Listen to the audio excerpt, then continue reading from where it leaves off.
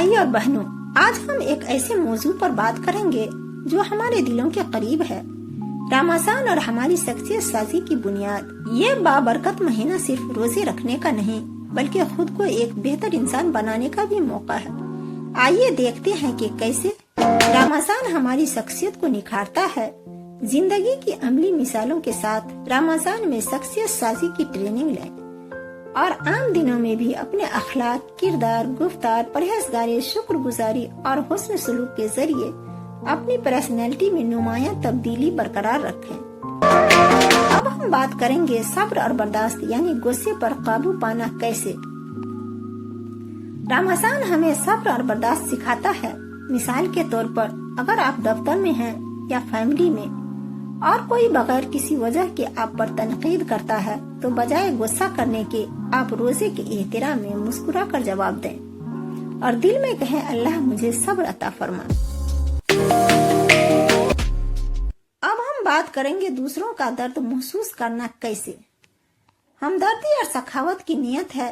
रमजान हमें हमदर्दी और सखावत सिखाता है। मिसाल के तौर पर जैसे हम इफ्तार में अपने पसंदीदा खाने की मुंतजिर होते हैं, सोचें कि कोई ऐसा भी है जिसके पास खाने को कुछ नहीं। अगर हम किसी की मदद कर सकें तो रमजान की रूह को समझ गए। यही हमदर्दी और सखावत हमें जिंदगी के हर मोड़ पर अपनाना है। अब हम बात करेंगे उम्दा अखलाक यानी नर्म गुफ्तार और बेहतर सलूक कैसे। रमजान में उम्दा अखलाक की अहमियत बढ़ जाती है। मिसाल के तौर पर अगर कोई आपसे तल्ख लहजे में बात करे तो आप रमजान के एहतराम में नरमी से जवाब दें और मुस्कुरा कर बात करें। ये छोटी छोटी बातें हमारे अखलाक को बेहतर बनाती है। अब हम बात करेंगे पाक किरदार यानी गीबत पर परहेज कैसे। रमजान हमें पाक किरदार सिखाता है। मिसाल के तौर पर अगर कोई आपके सामने किसी की गीबत करे तो रोजा को मकरूह होने से बचाने के लिए आप मौजू बदल दें या वहां से उठ जाएं। ये अमल हमारे किरदार को पाकीज़ा बनाता है।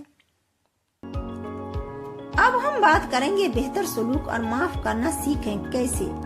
रमजान हमें दूसरों के साथ बेहतर सलूक करना सिखाता है। मिसाल के तौर पर अगर कोई आपसे गलती करे तो आप उसे माफ कर दें। माफ करना एक अजीम सिफत है और ये हमारे दिल को साफ करता है। सहेली, रमजान हमें मौका देता है कि हम अपनी जिंदगी में मुस्बत यानी पॉजिटिव तब्दीलियां लाएं और बेहतर इंसान बने। तो क्यों ना इस रमजान को अपनी जिंदगी की बेहतरी का नुक्ताए आगाज बनाएं। आइए अहद करें कि हम सब्र, शुक्र, खुद पर काबू, हमदर्दी, उम्दा अखलाक, पाक किरदार और बेहतर सलूक को अपनी जिंदगी का हिस्सा बनाएंगे।